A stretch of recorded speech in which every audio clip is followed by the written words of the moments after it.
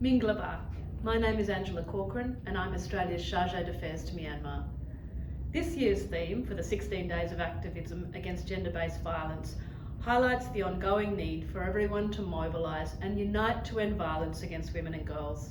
And I'm pleased to reaffirm Australia's commitment to advancing gender equality and ending gender-based violence in all its forms. Our region has some of the highest rates of intimate partner violence in the world. Up to 60% of women in most countries across the Asia Pacific have experienced physical and/or sexual violence during their lifetime.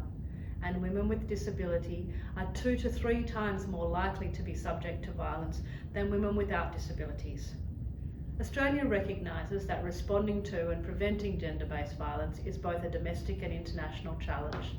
In Australia, we have committed to a 10-year strategy for ending gender-based violence, which in Australia still occurs far too often.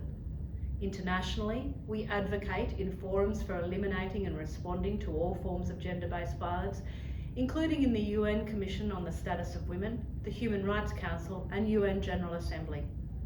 Australia's international development policy highlights the need to address, prevent and respond to gender-based violence to make our countries stronger, more secure and inclusive. Women and girls are disproportionately affected by poverty, climate change, humanitarian crises and conflict. We see this in Myanmar, which is among the world's most exposed countries to extreme weather events and where poverty has doubled since 2017, and where human rights for women and girls are reaching a critical point, with gender equality in Myanmar regressing as the current crisis continues. Here in Myanmar, Australia is supporting the health, education and livelihood sectors, and we have a specific gender portfolio of activities. This includes programs to support those who are driving change against gender inequality and violence, such as women's rights movements and working with the private sector to promote equality wins in the workplace.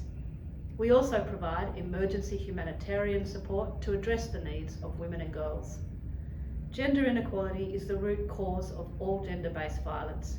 We need to work with all members of society, including men and boys, to transform harmful gendered social norms, attitudes and behaviours.